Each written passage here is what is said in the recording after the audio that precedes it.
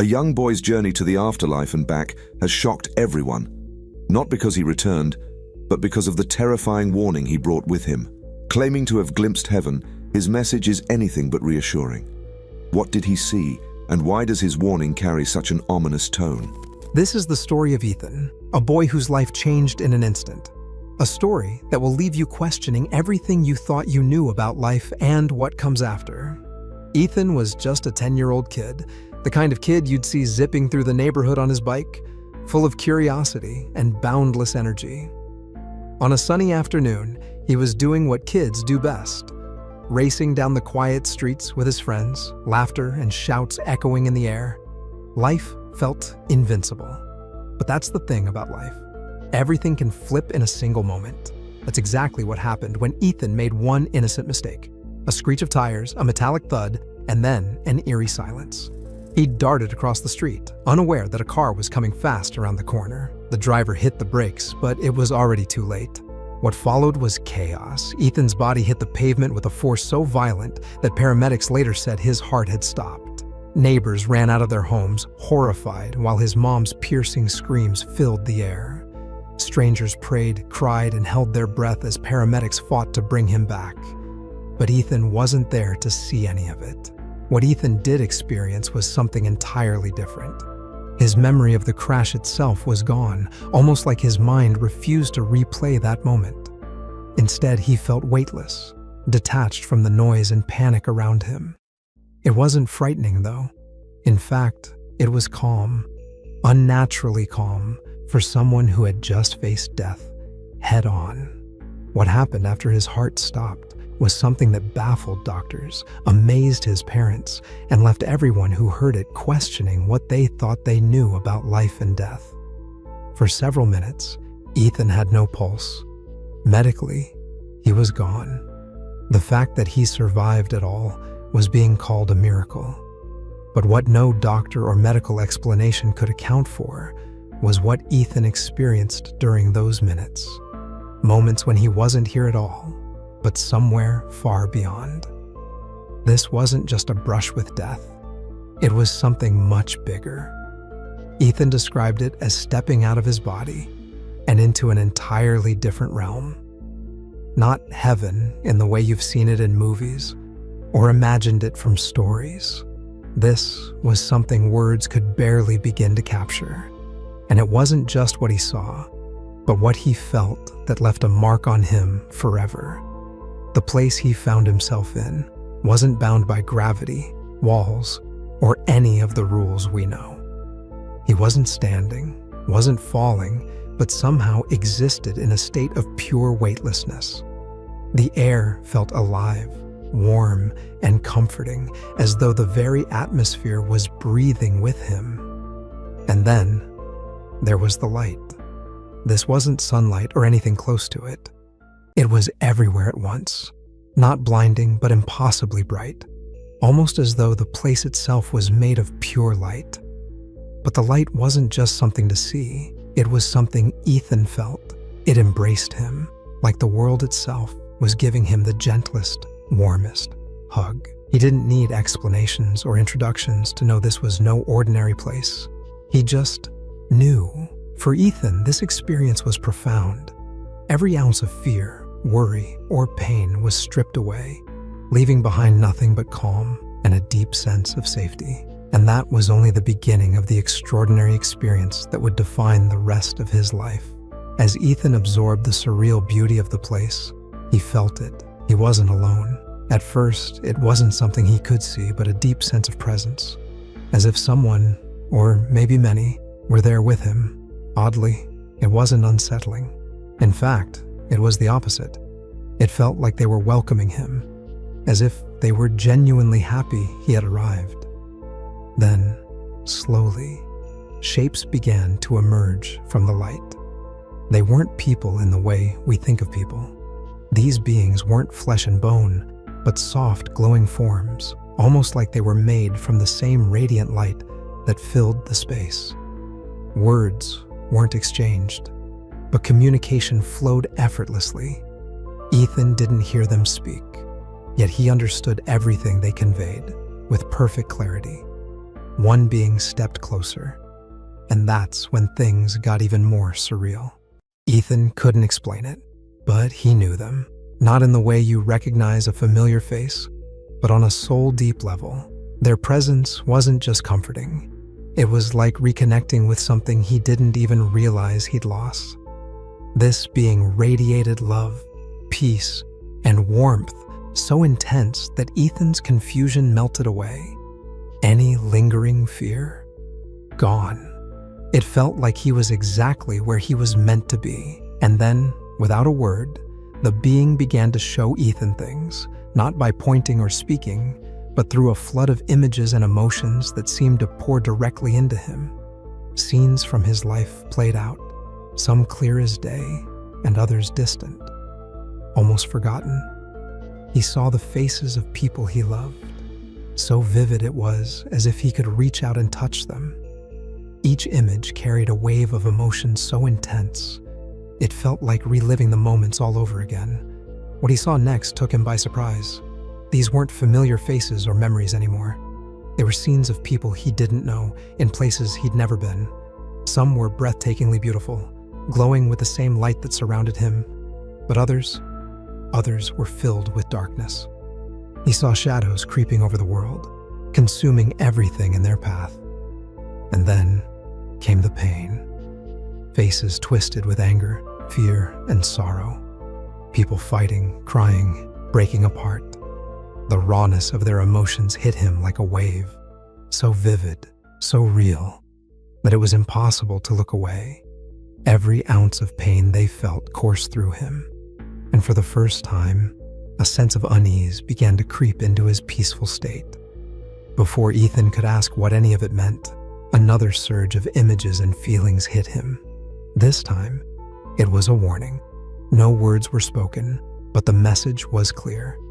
Something was coming, a monumental change, something that would challenge everyone in ways they weren't prepared for. It was a call to action. But what was he supposed to do? The being didn't explain. Instead, their gaze, filled with both love and sadness, seemed to silently say, "You'll understand when the time is right." And then, it happened. He felt a pull, a force dragging him back toward the life he had left behind. Ethan didn't want to go. The love, the peace, the weightlessness of this place, it was too perfect to leave behind. The thought of returning to the world, with all its chaos and pain, felt unbearable. But the pull grew stronger, undeniable. The being didn't try to stop it, didn't fight to keep him there. Instead, they looked at him one last time with a warmth that seemed to say, "You're not done yet." Ethan understood, even without words. It wasn't his time. Not yet. As the light began to fade, Ethan clung to every detail, every feeling, knowing his time in that place was over. And just like that, the journey back began. Ethan's return to the world was as abrupt as his departure. The light that had surrounded him grew impossibly bright, blinding him completely. And then, just like that, it was gone. The peace, the weightlessness, the warmth, it all vanished in an instant.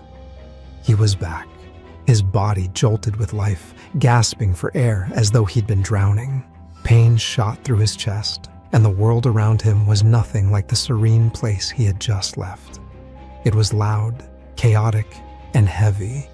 He could hear his mother sobbing somewhere nearby, her voice trembling with a mix of relief and fear. It took a moment to process it all.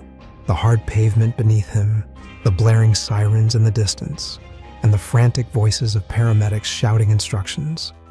Every part of his body ached, his chest burned, and even breathing felt like a struggle. Yet, in the midst of all the pain and confusion, one thing was crystal clear. What he had experienced was real. It wasn't a dream. It wasn't a trick of the mind. He had been somewhere that felt more alive than life itself. And he hadn't come back empty-handed. Ethan knew deep down that he had returned with a message. It wasn't something he fully understood yet, but it felt important. urgent. It was as though the very reason he had survived was tied to sharing what he had seen, what he had felt, with a world that desperately needed to hear it. When he finally opened his eyes, the world felt foreign, solid, heavy, and so different from the light-filled realm he had left behind. His parents were leaning over him, tears streaming down their faces as they clutched his hands like he might disappear again at any moment. The paramedics worked quickly, securing him to a stretcher, their faces etched with focus and concern. Ethan didn't speak. Not yet. His body was too weak, his mind still processing what had happened. But one thought burned brightly in his heart, even through the haze of pain and confusion. He had been sent back for a reason. And whatever that reason was, it was bigger than him. As paramedics rushed him to the hospital and doctors and nurses swarmed around him, Ethan began to piece together bits of what had happened. Fragments of overheard conversations floated through the haze. Words like miracle, no pulse, cardiac arrest. He realized he had been clinically dead for several minutes. To everyone around him, it was a medical mystery how he had come back at all, let alone seemingly unscathed. Hours later, after the flurry of medical activity had died down and the room was quiet except for the hum of machines, Ethan found himself alone with his parents. They sat beside his bed, their faces lined with exhaustion and worry. That's when the weight of everything hit him. He had to tell them. He couldn't keep it bottled up, no matter how unbelievable it sounded. But where do you even start with something like that? How do you explain something so beyond words to people who weren't there? The thought of them dismissing it, or worse, thinking he'd imagined it, sent a shiver through him. But the memory of the light, the beings, the love, and the message was stronger than his fear. Finally, he spoke, his voice rough and trembling. "I need to tell you something." His parents leaned in closer, their eyes full of concern. Ethan hesitated, then took a deep breath. "When I was gone, I wasn't really gone." The words hung in the air like a fragile thread, connecting two worlds, the one he'd left behind and the one he'd returned to. For Ethan, this was just the beginning of sharing a story that would change the lives of everyone who heard it. Ethan's voice trembled as he spoke, but he couldn't stop. "I was somewhere else," he said, his words hanging in the stillness of the hospital room. His mother reached for his hand, her eyes brimming with tears. "You don't have to talk about it if you're not ready," she whispered, her voice soft and soothing. But Ethan shook his head. "I need to," he said firmly. "I saw something." His parents exchanged a worried glance, but stayed silent, waiting for him to continue. "It wasn't a dream. It wasn't my imagination. It was real." He hesitated, the weight of his memories crashing over him. "I was in this place, filled with light. There were beings there. They showed me things. They gave me a message." He paused again, his voice growing quieter, heavier. "It's a warning." His dad leaned in closer, his brow furrowed with concern. "A warning? What kind of warning?" he asked, his tone both skeptical and curious. Ethan took a deep, shaky breath, bracing himself. "They showed me our world," he said, his voice steady despite the gravity of his words. "It's changing. They said someone, a leader, is going to rise up. This person will divide people, and it's going to bring out both the best and the worst in humanity. It'll be a test for everyone." His parents' faces tightened as they tried to process his words. "They didn't tell me everything," Ethan added quickly. "I don't know exactly what will happen, but it's going to affect everyone. That's what they wanted me to tell people." The room went silent for a moment. Ethan could see the storm of emotions flickering across his parents' faces.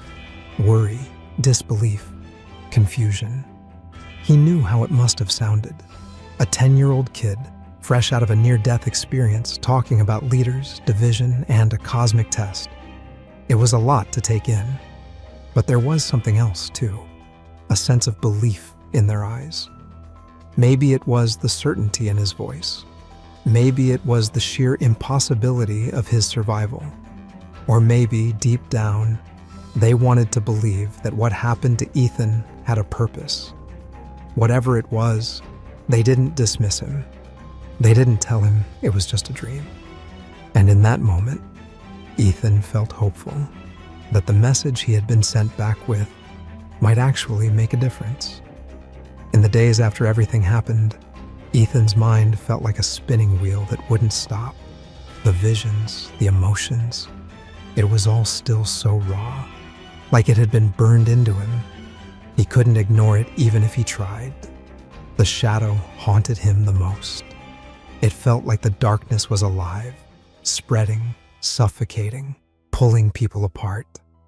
And then there were the people. He saw them fighting, yelling, turning on each other.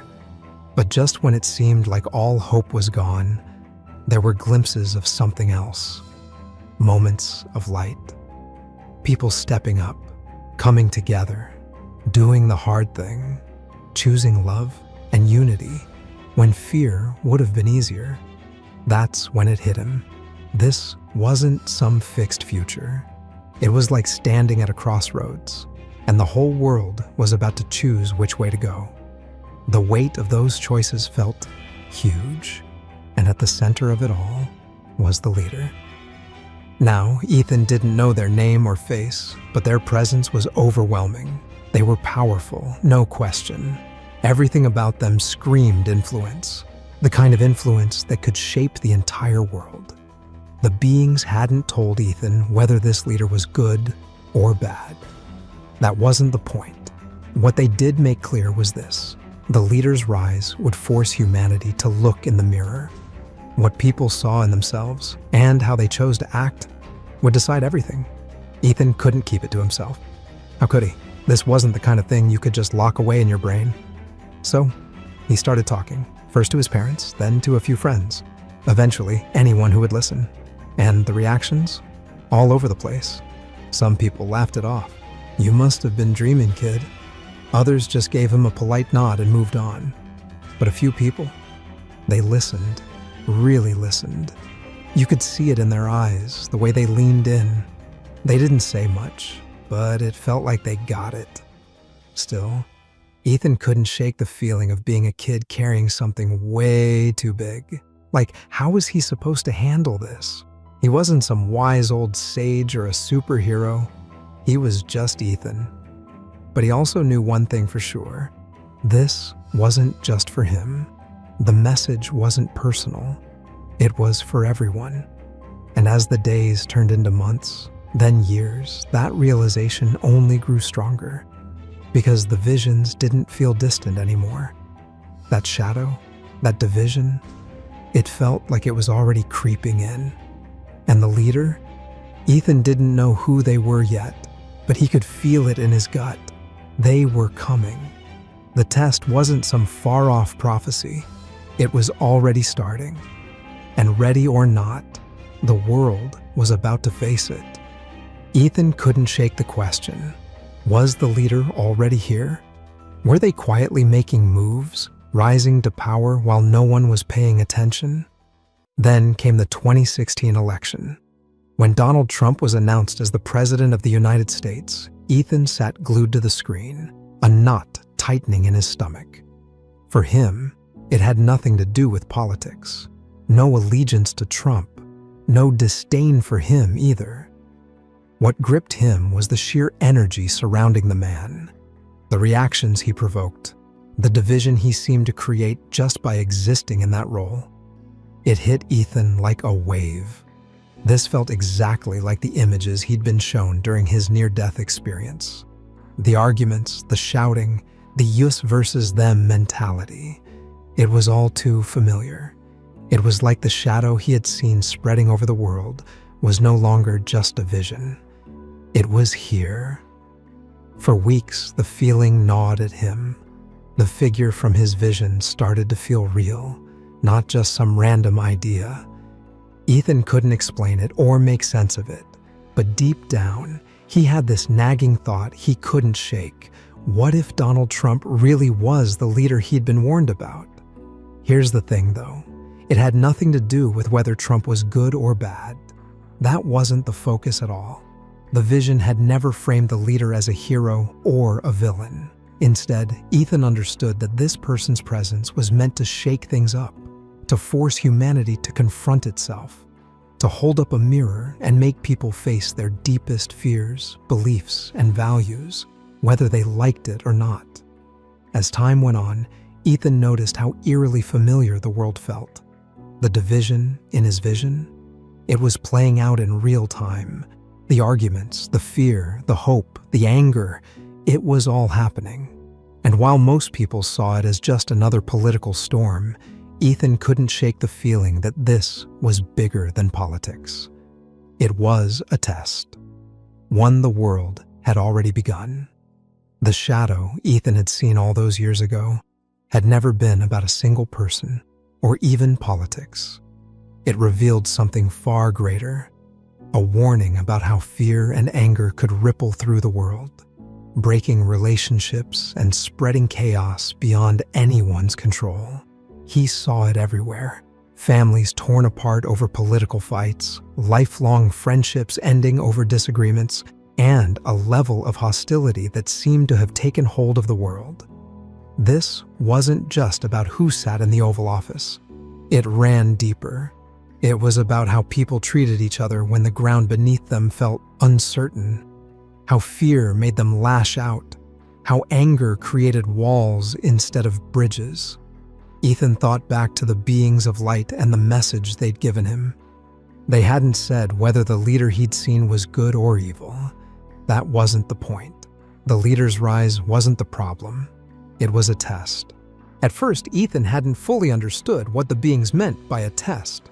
But as he watched the world respond to Donald Trump's presidency, the pieces started to click. What stood out most to Ethan was how polarizing Trump was. People either adored him or despised him. There was no in-between. It was a divide so sharp, so visceral, that it felt like the images from Ethan's vision were coming to life. But just like in the vision, there were also sparks of hope, moments where people chose to rise above the chaos. Ethan saw communities coming together, people standing up for what they believed in, and movements forming to fight for justice and equality. It was messy, sure, but it was also powerful. The test, Ethan realized, wasn't just about Trump or any one person. It was about all of us. How we reacted to fear, how we treated each other when everything felt uncertain, and most importantly, whether we could find a way to choose love even when it was the hardest choice to make. It felt like the world was standing at a crossroads, split into two paths, and humanity was being forced to choose which way to go. Ethan couldn't shake the weight of it. One night, he sat down with his mom, someone who had always supported him, even when she didn't fully understand the enormity of what he had experienced. "Do you really think he's the one from your vision?" she asked, her voice quiet but serious. Ethan hesitated. "I don't know," he admitted, "but it feels like it." He paused, trying to put his thoughts into words. "It's not just about him, though. It's about what he represents. It's about how we respond to him and to each other." His mom listened, her eyes filled with a mix of worry and love. "The beings didn't tell me everything," Ethan continued, "but they made it clear that this leader would be a test, and I think we're living through that test right now." She nodded, her expression thoughtful. "So, what do we do?" she asked. Ethan sighed, feeling the enormity of the question. "I don't know," he said honestly. "I still don't. But what I do know is that the choices we're making right now will shape the future in ways we can't even imagine." The vision of the shadow crept into his mind, the darkness spreading across the world, fear and anger consuming everything. But alongside it, Ethan also remembered the glimpses of hope. He saw a world where people rose above the chaos, where love and compassion defeated hate and division. It wasn't a destiny decided by one person. It was a choice made by everyone. After all he had seen and felt, Ethan couldn't stop asking himself one question: what comes next? The vision he'd been given wasn't some neat, self-contained story.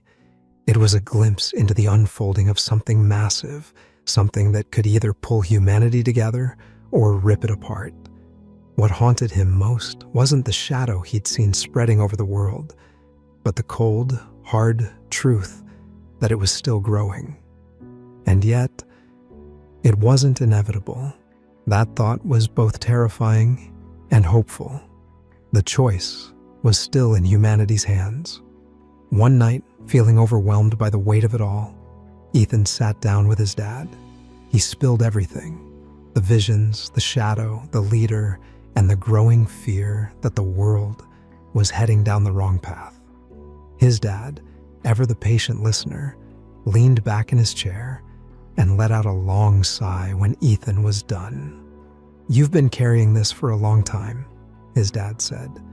"But Ethan, you've got to remember, none of us can fix the whole world on our own. All we can do is make our own little corner of it better." Those words stayed with Ethan. The beings hadn't given him some grand mission or a roadmap for fixing the world. They hadn't told him how to stop the shadow or even what to do about the leader. All they had done was show him what could happen and remind him that the choice wasn't set in stone. The path wasn't inevitable. The future wasn't written yet. It was still unfolding, shaped by the choices people made every single day. That thought became Ethan's anchor. The beings hadn't sent him back with answers or a grand plan. They didn't show him how it all ended. Maybe that was the point. Maybe the ending wasn't fixed because it depended on us. This isn't just a test, he realized. It's an opportunity, a chance to choose every single day which path we'll take. And as uncertain as the future was, Ethan believed, with every fiber of his being, that the light still had a chance. It was up to all of us to make sure it did. Just like Ethan, Colton Burpo's story is another one that leaves a lasting impression. A tale of a 3-year-old boy whose near-death experience left his family and many others questioning everything they thought they knew about life and what might come after. It was 2003, and what started as a seemingly routine illness quickly spiraled into a life-threatening ordeal. At first, little Colton's symptoms looked like a simple stomach bug. His dad, Todd Burpo, recalls those nerve-wracking days when his son began throwing up, something they initially brushed off because the doctor mentioned a virus making the rounds. But as the days went by, Colton's condition took a terrifying turn. He was rushed to the hospital, and that's when the real nightmare began. Doctors discovered his appendix had burst, releasing a dangerous infection that was rapidly spreading through his body.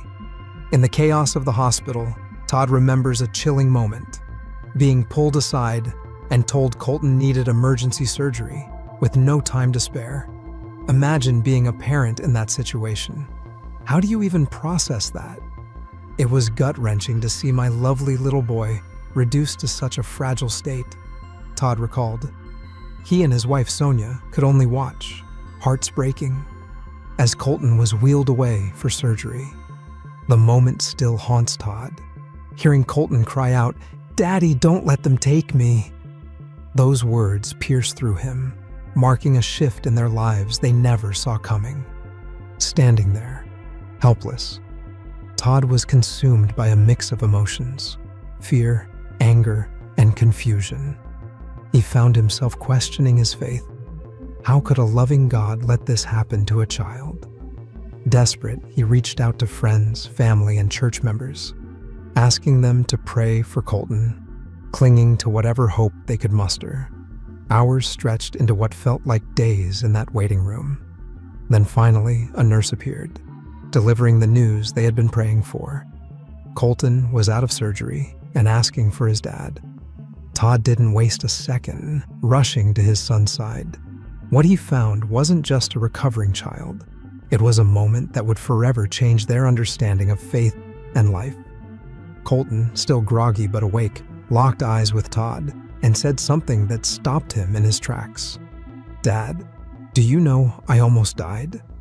That simple sentence opened a door to a story no one could have expected. At first, Todd didn't give much thought to Colton's comments. He assumed his son had overheard something from the doctors, or that it was just the lingering effects of anesthesia. But as time passed, Colton began sharing more details, things that left his parents stunned. These weren't just vague ideas. They were vivid, precise descriptions that didn't seem possible for someone his age. Colton started talking about being in heaven, meeting Jesus, and even seeing angels. When Todd gently asked him, "What did Jesus look like?" Colton's answer was astonishing. He described Jesus wearing white robes with a purple sash, speaking with a clarity that caught Todd and Sonia off guard. Then came something even more extraordinary. Colton said Jesus had markers on his hands and feet. At first, Todd couldn't quite piece it together, but when Colton pointed to his own little hands and feet, it clicked. Colton was describing the wounds from the crucifixion, something he hadn't been taught in Sunday school at his age. Colton's descriptions didn't stop there. He began talking about the throne room of God, a place he described as overflowing with peace and love. "I didn't know what was happening, and I was scared," Colton shared. "But God used things I like to calm me down." For his parents, these words painted a striking picture of a place not just divine, but deeply comforting, a vision of heaven filled with warmth and joy. Then came a moment that sent chills down Todd's spine. Colton, out of the blue, brought up a family member he had no way of knowing about. "Dad, you had a grandpa named Pop, didn't you?" he asked. Todd froze for a second before nodding, memories of his own childhood with Pop flashing back. Colton went on to say that he met Pop in heaven. He described how Pop asked him, "Are you Todd's son?" That one detail struck Todd deeply. It wasn't just a random encounter, but a connection so personal, so intimate, that it felt like time and space had folded in on themselves. The conversation turned deeply emotional when Colton brought up something no one expected: his sisters. Looking at his mom, he said, "You had a baby die in your tummy." Todd and Sonia were stunned. They had never spoken about the miscarriage they suffered before Colton was born, a loss they had grieved in silence. Yet here was their 3-year-old son mentioning it with an almost unearthly calm. Colton even described the sister he had met in heaven, saying she looked like Cassie but had brown hair. Cassie, Colton's older sister, had blonde hair, making his description all the more specific. The vivid detail left Todd and Sonia in shock, but it also brought them a surprising sense of peace. For the first time, they felt reassured that their lost child was not just remembered, but safe and loved, waiting for them in heaven. Colton's experience reshaped his family's outlook on life, faith, and the afterlife. It gave them a sense of hope that carried them through the toughest days.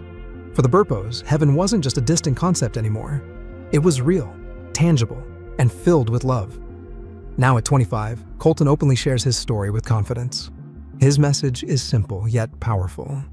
Heaven is for real, and you're going to like it. It's a statement that continues to resonate with people all over the world, offering comfort to those who need it most. Colton's story carries a powerful message. No matter how many mistakes you've made or how tough life has been, God's love doesn't waver. It's a reminder for everyone who struggles with feelings of unworthiness. Those moments when you think your past is too messy, or your actions have placed you beyond redemption. Colton's experience cuts through that fear, offering reassurance that divine love is unconditional and all-encompassing.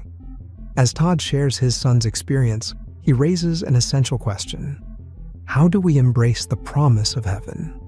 The answer, he explains, is found in belief. When people once asked Jesus how to do the works of God, his answer wasn't complicated or wrapped in rituals. It was simply this: believe in the one he has sent. This belief isn't just about knowing who Jesus is. It's about accepting him as the Savior who came to bridge the gap between humanity's flaws and God's perfection. Todd's message hits home with a simple truth. It's not about striving for perfection or trying to rack up good deeds. Instead, it's about recognizing that we all need salvation and opening your heart to Jesus. This acceptance isn't just a ticket to heaven. It's the start of a relationship with God, a connection that brings meaning, peace, and the promise of eternal life. For anyone unsure about where they stand spiritually, Todd offers heartfelt advice. Seek Jesus with an open mind and heart. Ask him to show you if what you're hearing is real, he suggests. The Bible itself promises that those who genuinely seek God will find him. It's not about having all the answers up front. It's about starting the conversation and being honest in your search for truth. In a world buzzing with endless ideologies and competing beliefs, Todd points out something unique about Christianity.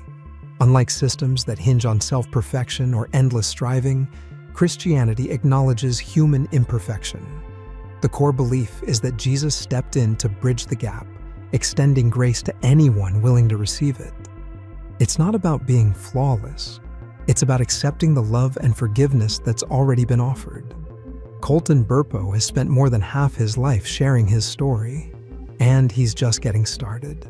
His mission is clear: to spread the hope and faith he's experienced firsthand. God did something amazing, and he told us to share it. Share with people what heaven is like, Colton explains. For him, it's not just a story, it's a calling. Every step he takes, he says, is guided by God's purpose. Colton's message resonates deeply in today's world, offering a beacon of hope to those searching for meaning or comfort. There is hope, Colton emphasizes. We get to have a relationship with God. He's quick to remind people that this relationship isn't reserved for some distant afterlife. It's something we can experience here and now, while still looking forward to the promise of something even greater beyond this world. For Colton, sharing this hope is more than a mission. It's a way of life. His story continues to inspire countless people, showing that faith, love, and the promise of heaven are as real as the challenges we face every day. When you hear stories like Colton's or Ethan's, you can't help but ask, what's really happening when someone brushes so close to death and claims to have seen the other side? Whether you're all in on the idea of an afterlife, lean towards science and brain chemistry, or fall somewhere in the middle, there's no denying how eerily similar these near-death stories are. Bright lights, a sense of peace, meeting people they've lost, and that feeling of floating above their bodies. These are details people describe over and over, no matter their background or beliefs. That's enough to make anyone stop and think. What's fascinating is how much science has uncovered about this state between life and death. Medical advancements have drawn a clear line: clinical death, where the heart stops and the person has no pulse or breath, but can still be revived, and biological death, where every system shuts down for good. It's during that fragile, fleeting moment of clinical death that these extraordinary experiences seem to occur. Your heart stops, yet somehow your mind, or maybe even your soul, keeps going. How do you explain that? Here's something even more intriguing. Researchers studying near-death experiences have noticed patterns.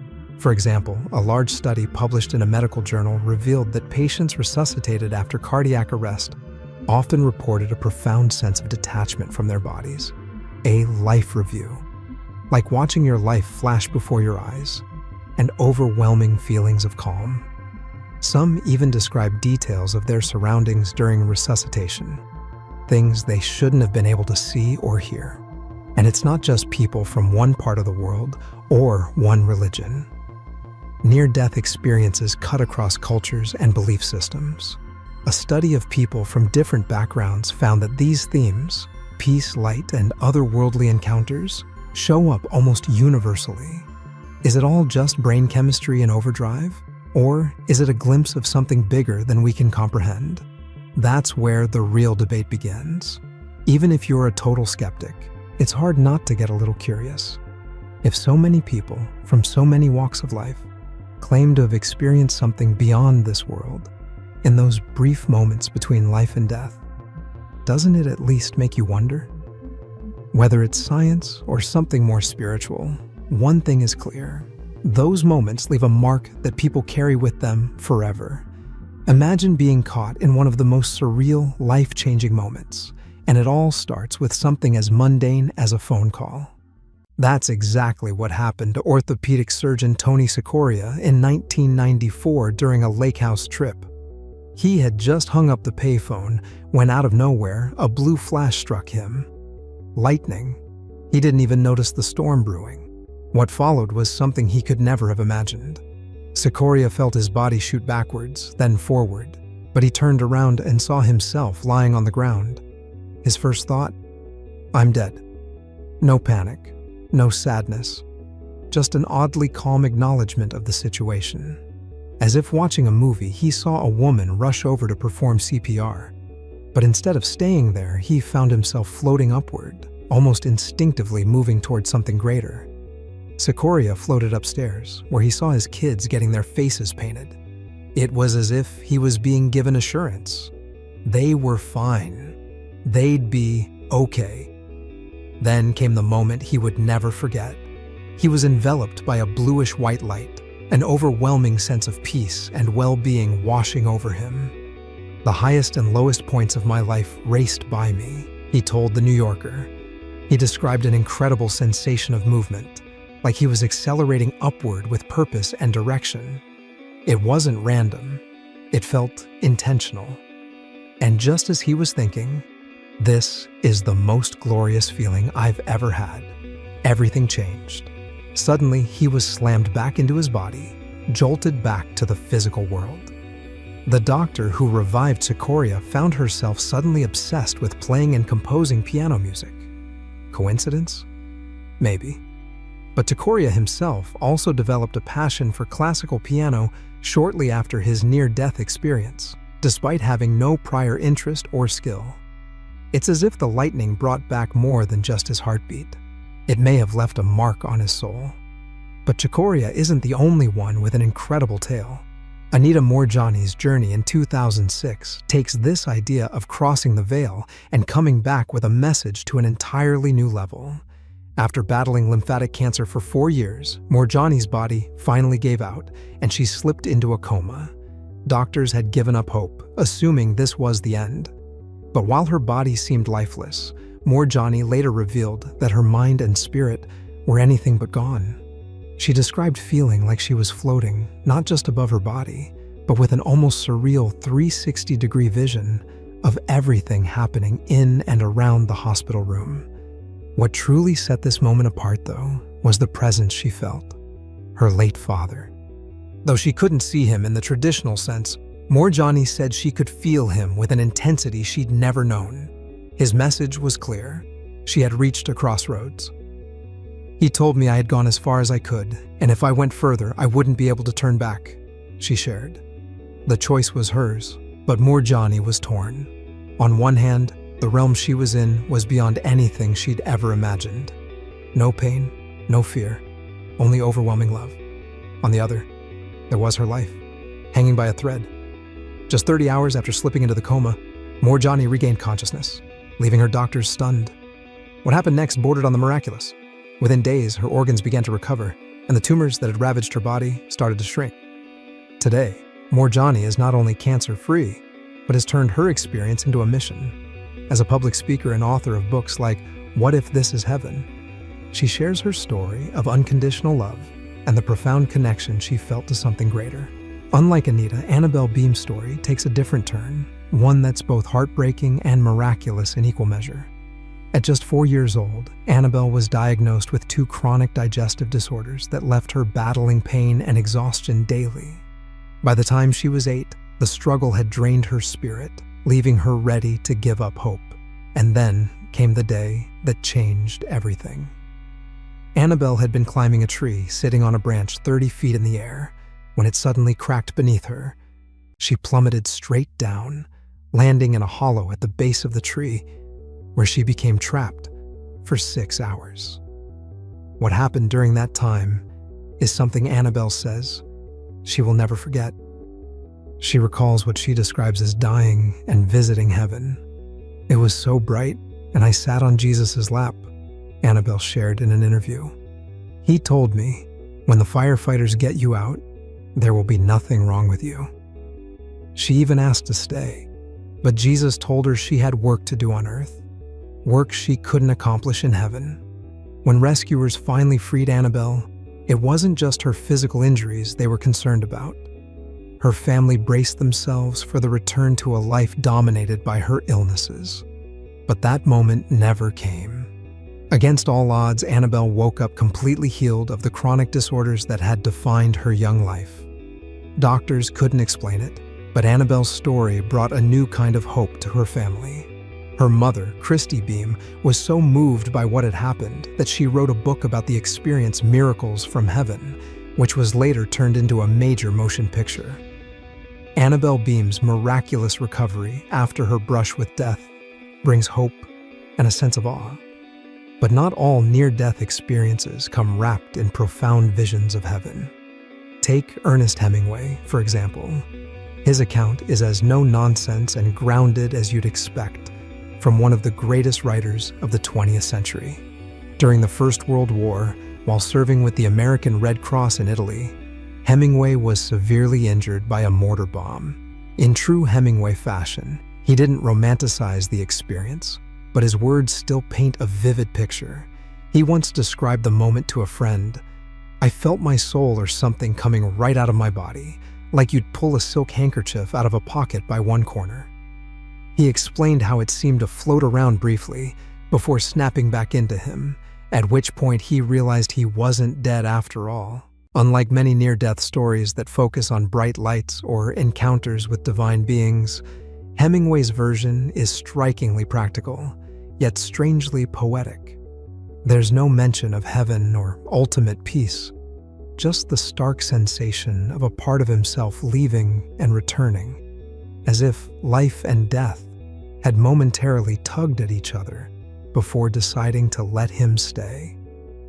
What makes his account fascinating is how it captures the essence of Hemingway himself. Direct, unadorned, and yet profoundly human. It's not about grand revelations, but the raw, almost mechanical process of life slipping away and then returning in a way he could never quite explain. For someone who spent his career exploring the complexities of life and death in his writing, this experience became another layer in his understanding of both, and a glimpse into the mysteries he often tried to dissect through his words. Ernest Hemingway's practical description is unique, sometimes poetic, sometimes mystical. But for a 4-year-old girl, her encounter with the other side felt more like stepping into a dimension where time and existence blurred into one. This account, shared with the Near-Death Experience Research Foundation, comes from a child hospitalized with a high-grade fever that caused severe hallucinations, vomiting, and disorientation. As she lay on a gurney, she suddenly felt her toes touch the end of the bed. When she opened her eyes, she saw her body from above, as if she were rising out of it. Then came the most surreal part. She described browsing through time. In her words, everything was happening simultaneously. Past, present, and future folded into one endless now. She recalled moments from before she was even able to talk, events that had long been buried in her subconscious. There were no fears, no questions, no unknowns, she wrote. It wasn't just peaceful, it was an all-encompassing sense of understanding, a state where everything just was. She felt herself ascending toward an incredible light, irresistibly drawn to it, desperate to touch it. But just as she neared, she described feeling a sudden pop, like she was attached to a cord that someone yanked back toward Earth. In an instant, she was pulled away from the light and back into her body. What stands out in this story isn't just the sense of peace or the bright light. It's how this young girl perceived time itself. For a child, time is often simple and linear. Yet in this experience, it became something entirely different, fluid, eternal, and infinite. Her description of time wrapping in on itself challenges everything we think we know about how we move through life. hinting at the possibility that time, as we know it, might be a much smaller part of a much larger reality.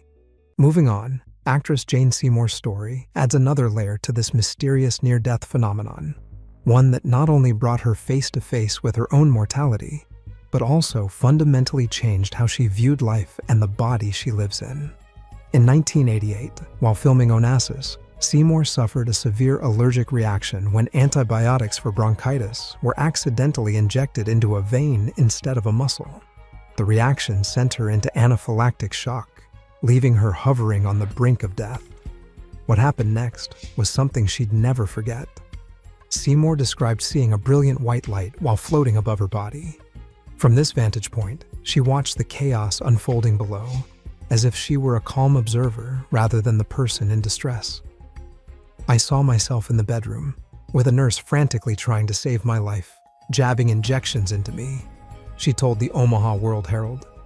Despite the urgency of the scene, Seymour felt no panic, just a strange sense of peace. The experience left Seymour with a profound realization about life and the human body. Speaking later to HuffPost, she reflected, "I remember looking down at this body that was mine, realizing I wasn't in it, and I totally grasped the concept that your body is really a vehicle. You need to service it like a car." This newfound understanding reshaped her priorities, pushing her to take better care of herself and focus on what truly mattered. For Dr. Mary C. Neal, an orthopedic surgeon, her near-death experience wasn't just about detachment from the physical, but an overwhelming immersion into peace, happiness, and a connection she could never have imagined. Nearly 2 decades ago, while kayaking in Chile, Dr. Neal faced what should have been the end. Her kayak flipped, trapping her underwater for too long. Her heart stopped for more than 30 minutes, but her experience during that time became the cornerstone of her story. Dr. Neal recounted leaving her body and being greeted by a group of beings she described as both familiar and unfamiliar. Though she couldn't quite explain who or what they were, their presence filled her with an indescribable sense of peace and happiness. "This may sound strange," she wrote, "but I felt nothing but peace and happiness in their company." What's even more extraordinary is how she was aware of 2 realities at once. On one hand, she experienced what she called heaven, a state of love and understanding so profound it erased all earthly worries. On the other, she could see what was happening on the riverbank, where rescuers were trying to revive her lifeless body. Yet her thoughts weren't on her work or any day-to-day stress. Instead, she thought only of her loved ones, her husband, children, parents, and siblings. Dr. Neal's story didn't end with her return to life. She went on to write 7 lessons from heaven, sharing what she learned from her experience and how it transformed her perspective on faith, family, and the purpose of life. Her journey wasn't just a brush with death, it became a guide for how to live. And Dr. Mary C. Neal's story of peace and love highlights how some near-death experiences bring overwhelming comfort. But not every encounter feels so serene at first. For Lori, a contributor to the Near-Death Experience Research Foundation, her experience was filled with wonder, but also fear. At 19, Lori was swept into rapids during a rafting trip. Trapped beneath the surface as water flooded her lungs, she felt the moment of surrender, knowing she was going to die. What came next was like flipping a switch. Darkness turned to light as she felt herself being pulled through a tunnel. Lori described finding herself in a room that wasn't solid but appeared to be made of pure white clouds. In front of her were 3 shimmering beings like prisms made of crystal. Light passed through them, splitting into vibrant rainbows. One figure was larger than the others, but all 3 communicated with her telepathically. She felt fear, an almost instinctual reaction to the unknown. But these beings seemed to understand her unease and instantly changed into forms she would recognize as angels. These weren't the feathery winged figures you see in art. Lori described their wings as delicate fiber optic strands, glowing with pure light that refracted into an array of colors. Their presence became more comforting as they spoke to her, not with words, but through thoughts and emotions that flowed directly into her mind. The angels showed Lori a golden field filled with music so beautiful, it defied description. Nearby, she noticed a tree and a lake, each element radiating harmony and calm. She didn't have long to linger in this ethereal space, though. Moments later, a kayaker rescued her and brought her back to life. Lori's encounter with shimmering beings and golden fields offers a glimpse into the otherworldly, but neurosurgeon Dr. Eben Alexander's near-death experience takes it to an entirely new level of vivid, almost cinematic wonder. In 2008, Dr. Alexander contracted an extremely rare form of meningitis, one so rare it affects just 1 in 10 million people. His doctors didn't hold out much hope, giving him only a 10% chance of survival as he slipped into a week-long coma. What happened while he was unconscious, however, left even this man of science questioning everything he thought he knew. Dr. Alexander describes being drawn into a spinning clear white light, accompanied by a melody so exquisite it seemed to transcend music itself. This light became a portal, pulling him into what he calls the Gateway Valley. The world he entered felt ultra-real, more vibrant and alive than anything he'd ever experienced. He painted a picture of a place bursting with life, lush plants blooming without a trace of decay, sparkling waterfalls cascading into crystal-clear pools, and golden orbs swooping across the sky, radiating joy and harmony. Below, thousands of beings danced in celebration, their movements fueled by angelic choirs whose chants thundered through his consciousness. Among all this beauty, a young girl appeared, riding on a butterfly wing, a vision that stayed etched in his memory. Against all odds, Dr. Alexander woke up after a week in a coma. Not only was he alive, but he had also suffered no brain damage, something his doctors found nearly impossible to explain. His experience didn't just save his life, it transformed it. As a man rooted in science, he had once dismissed near-death experiences as nothing more than hallucinations. Now he was sharing his own story of what he calls Proof of Heaven, a best-selling book where he dives deeper into the profound journey he experienced. Dr. Eben Alexander's vibrant Gateway Valley showed us the surreal beauty of a near-death experience. For 17-year-old Zach Clements, his story added a spiritual face to the other side, one that many might recognize instantly. In 2015, Zach was a healthy teenager attending a Christian high school when his life took a dramatic turn. During gym class, he suddenly collapsed. His heart stopped for 20 full minutes as doctors worked frantically to bring him back. The odds of survival were already slim, but the fact that he returned without brain damage was nothing short of miraculous. And while Zach was unconscious, he says he caught a glimpse of something extraordinary. Zach described seeing a line of white angels, glowing and serene. But it wasn't until one of them moved closer that he realized this wasn't just any angel. In the middle was the prettiest of them all, he recalled. I didn't know who it was at first until he got closer to me. And then I realized that's Jesus. For Zach, the moment was more than just an encounter. It was reassurance. Jesus placed a hand on Zach's shoulder and told him, "You'll be all right." Those words stayed with him as he was brought back to life, leaving the teen with not just a renewed heartbeat, but a renewed sense of faith and purpose. Of course, not everyone believes Zach's story. Critics have dismissed it as a fabrication or the result of the brain's activity during a near-death state. But the medical facts remain.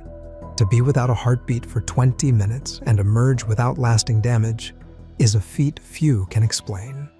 For Zach and those who believe him, this wasn't just luck. It was divine intervention.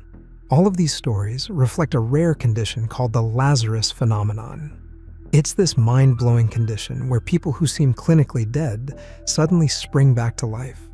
Sounds like something straight out of a sci-fi movie, right? While most of these patients don't survive long-term, a surprising 1/3 actually make a full recovery. Yeah, you heard that right. fully back to normal. But surveys suggest this phenomenon might happen way more often than we think. Why? Many cases go unreported, likely because of, you guessed it, sticky legal red tape. Makes you wonder, how many miraculous comebacks are we not hearing about? The fear of being pronounced dead too soon isn't just some modern-day nightmare. It's been haunting people for centuries. Back in the 1800s, people were so terrified of being buried alive, a fear called taphophobia, by the way, that they went to extreme lengths to make sure they were actually dead before the funeral plans kicked in. We're talking about wild tests like pouring boiling liquid on the skin, or even cutting the body to confirm no signs of life. But some people weren't taking any chances after they hit the grave. They got buried with crowbars and shovels, just in case. And let's not forget the rise of safety coffins. These genius contraptions came with breathing tubes, bells, flags, and even fireworks to alert anyone nearby if someone accidentally got buried while still alive. Can you imagine strolling through a cemetery and hearing a bell start ringing? Spooky doesn't even begin to cover it. The phenomenon of autoresuscitation didn't officially make waves in medical journals until 1982. Then, in 1993, anesthesiologist Jack Bray Jr. gave it a name, the Lazarus phenomenon, inspired by the biblical tale of Lazarus, who was brought back to life by Jesus 4 days after his death. Despite its dramatic implications, the scientific literature on this phenomenon is surprisingly sparse. But one doctor, Vedamurthy Adhiyaman, wasn't content with the mystery.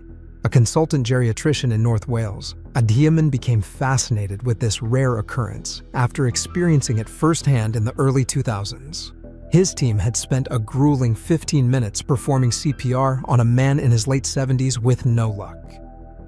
What's interesting is that there's no set rule on how long CPR should go on. It's really case by case, Adhiyaman says. While he didn't officially declare the man dead after stopping CPR, one of his team members had already informed the family of his passing. But here's where the twist comes in. Things weren't as cut and dry as they seemed. What happened next might leave you questioning everything you thought you knew about life and death. 15 to 20 minutes later, the man suddenly started breathing, Adhiyaman recalls. But despite this unexpected turn, he stayed unconscious and in a coma for 2 days before passing away on the 3rd day. What came next wasn't just emotionally intense, it turned into a legal storm. The family, convinced the CPR had been halted too soon, accused the team of providing substandard care and took Adhiyaman to court. Imagine being in his shoes. Faced with the challenge of defending his team's actions, Adhiyaman dove into researching the Lazarus phenomenon. "I needed solid evidence to show that these rare events are real," he explains. And just like that, his experience became a personal mission to better understand one of medicine's strangest mysteries. Determined to clear his name, Adhiyaman scoured medical records and unearthed 38 documented cases of the Lazarus phenomenon, enough to prove its legitimacy and win his court case. In 2007, Adhiyaman published a deep dive on the topic in the Journal of the Royal Society of Medicine. His findings? On average, patients who experienced this bizarre comeback revived about 7 minutes after CPR was stopped. But monitoring during those critical moments was often inconsistent. In 3 cases, the patients were left alone for several minutes. One even ended up in the hospital mortuary before anyone realized they were alive. Although most patients didn't survive long after their mysterious auto-resuscitation, here's the silver lining. About 35% managed to leave the hospital and return home without any major neurological damage. Surprisingly, Adhiyaman's research found no clear link between a patient's recovery and how long CPR lasted, or how much time passed before their spontaneous revival. It's as unpredictable as it gets. Still, these back-from-the-brink stories are incredibly rare. In 2010, researchers at McGill University dug deep into the medical archives and found only 32 documented cases of the Lazarus phenomenon since 1982. Around the same time, a German research team compiled 45 articles on the topic, though many referenced the same cases. New reports of the Lazarus phenomenon have trickled in over the years, each as startling as the last. In 2012, a 65-year-old man in Malaysia regained a pulse 40 minutes after being pronounced dead. A year later, an 89-year-old woman in New Haven stunned her medical team when her pulse returned 5 minutes after they stopped CPR. Fast forward to 2015, and 2 more cases emerged. A 67-year-old man in Denmark and an 11-month-old girl in Rochester, both defying the odds. You see, this phenomenon might be happening more often than we realize. Studies suggest underreporting is a major issue. A 2013 study revealed that nearly half of French emergency room doctors had witnessed at least one case of autoresuscitation. Meanwhile, a 2012 survey found that more than 1/3 of Canadian critical care physicians had encountered it in their careers. Why don't we hear more about these shocking cases? The answer might lie in a mix of professional embarrassment and legal red tape. Declaring someone dead prematurely isn't just a bad look. It can have serious professional and legal fallout. And according to Adhi Aman, privacy laws also play a big role in keeping these stories under wraps. To publish a case in the scientific literature, you need the family's consent, Adhi Aman explains. But good luck getting that when the family feels their trust in the medical team has been shattered. It's a catch-22. The very people who could help bring these cases to light are often too hurt or angry to cooperate. Studying autoresuscitation is no easy feat. The phenomenon is rare, and with so many cases going unreported, understanding the exact mechanisms remains a guessing game. But here's one thing researchers do know. CPR is always part of the equation. One of the leading theories involves something called dynamic hyperinflation. Basically, during CPR, the lungs can fill up with air so quickly that they don't get enough time to exhale properly. This builds up pressure in the lungs, which might restrict blood flow back to the heart, or even stop the heart from pumping altogether, triggering cardiac arrest. When we breathe normally, we create negative pressure to pull air into our lungs, explains Doherty.